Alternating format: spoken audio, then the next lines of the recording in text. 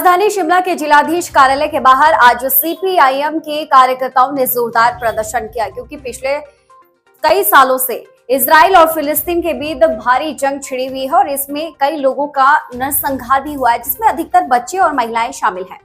अब भाजपा नेतृत्व वाली मोदी सरकार ने फिलिस्तीन पर इजरायली हमलों की निंदा करने का बयान तक नहीं दिया है।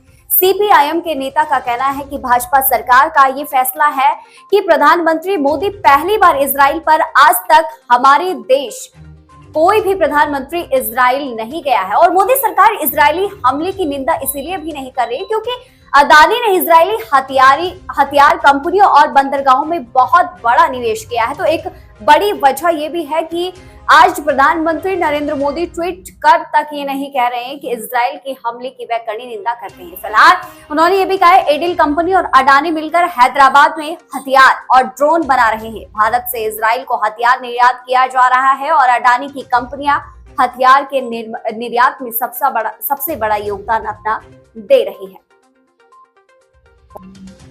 सीपीआईएम ने कहा कि मोदी सरकार के इस फैसले की वह कड़ी निंदा करते हैं।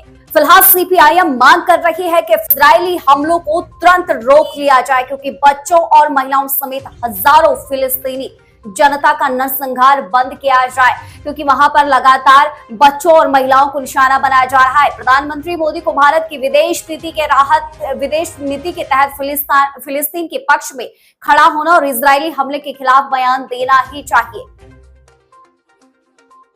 जोरदार विरोध प्रदर्शन के बीच सीपीआईएम के नेता कहते हैं कि भारत सरकार को इजराइल के लिए ड्रोन और हथियारों के निर्यात पर तुरंत प्रभाव से प्रतिबंध लगाना जरूरी है।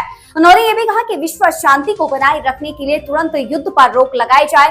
प्रदर्शन में सीपीआईएम लोकल कमेटी सचिव जगत राम, राज्य सचिवालय सदस्य डॉक्टर कश्मीर ठाकुर, विजेंद्र महला, बालक राम इत्यादि इस प्रदर्शन के दौरान शामिल रहे। उन्होंने प्रधानमंत्री के इस फैसले की भी कड़ी निंदा की है, तो वहीं युद्ध पर विराम लगाने को कहा है। डॉक्टर कश्मीर सिंह ठाकुर, सीपीएम का राज्य सचिव मंडल सदस्य हूं और आज पूरे देश में भारत की कम्युनिस्ट पार्टी मार्क्सवादी की ओर से ये प्रदर्शन किए जा रहे हैं।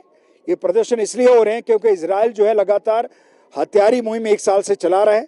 40,000 से ज़्यादा बच्चे, औरतें, इनोसेंट लोग मारे जा चुके हैं फिलिस्तीन में। तो हॉस्पिटल तबाह कर दिए, शिक्षण संस्थान तबाह कर दिए सारे, और इस तरीके से जो है ये अमेरिका की साजिश है, इजराइल मिलकर सारा काम कर रहा है।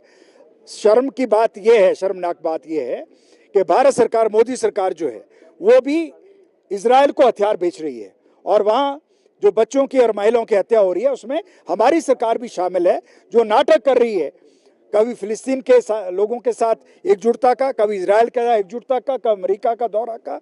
ये मोदी सरकार सबसे ज़्यादा इस सारे षड्यंत्र में अमेरिका के साथ वो भी शामिल है। हम इसकी निंदा करते हैं और हम मांग करते हैं कि तुरंत युद्ध बंद होना चाहिए और जो इंटरनेशनल कोर्ट का फैसला है उसको तुरंत लागू किया जाना चाहिए।